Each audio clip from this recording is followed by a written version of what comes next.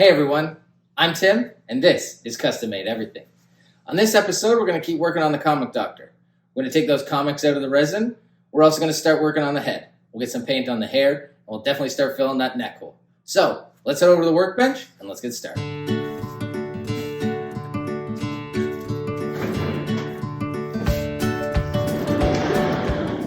Now, in our last episode of Custom Made Everything, we left off pouring resin onto the comics in this mold. We'll pop these out and see how they turned out.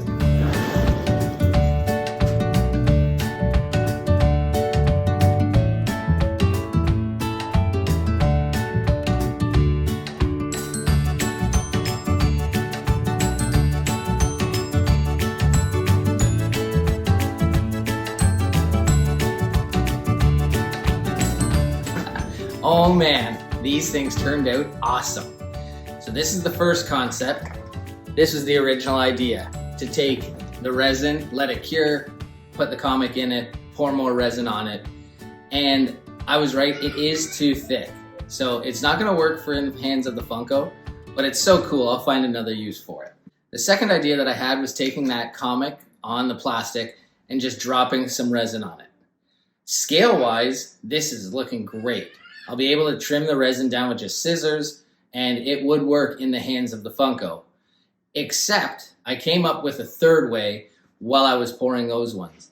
I found an extra piece of plastic on my desk, I found an extra comic, and I thought, let's just give this a try. I put a drop of resin on the comic, and then I put the blank plastic on top of it and clamped it down.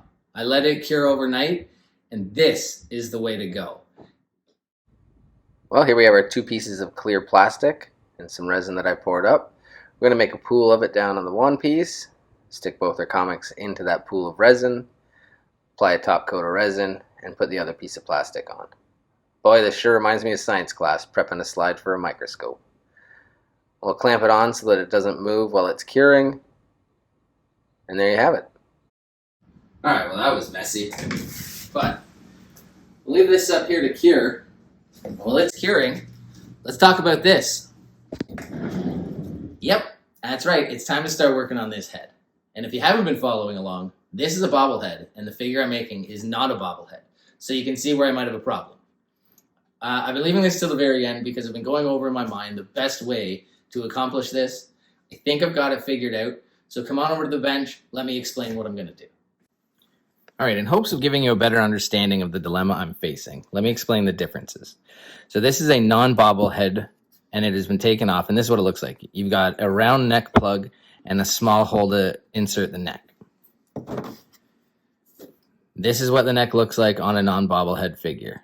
It's got a little indentation there, it swells out at the top, and it goes into that hole, it all stays together. When you take a bobblehead off, there is no plug in that neck hole, and of course, there's a spring that we have to deal with. The neck of a bobblehead is longer, skinnier, and has threads.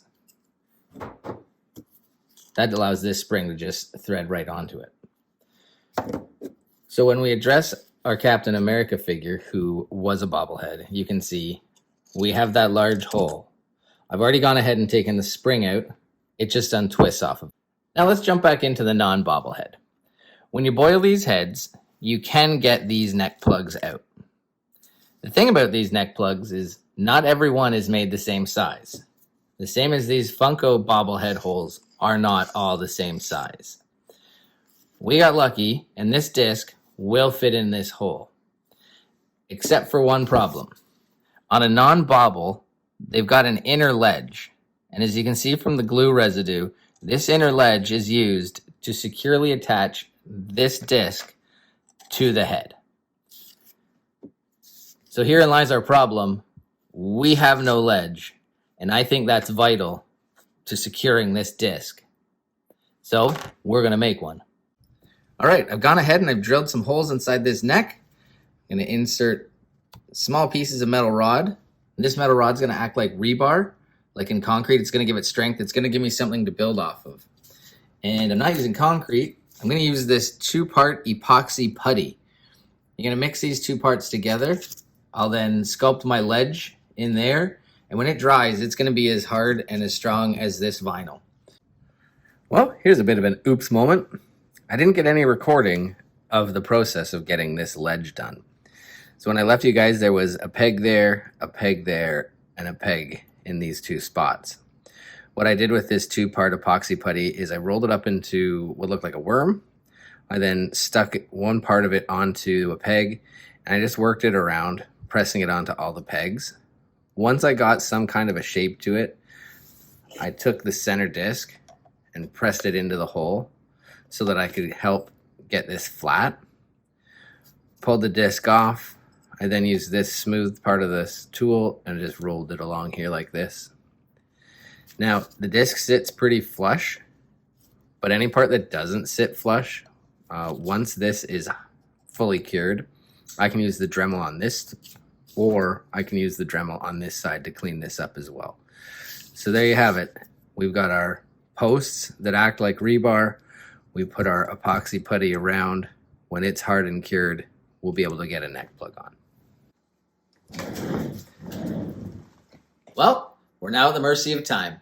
We need time to let the resin cure, and we need time to let that epoxy harden. So that's going to do it for this episode of Custom Made Everything.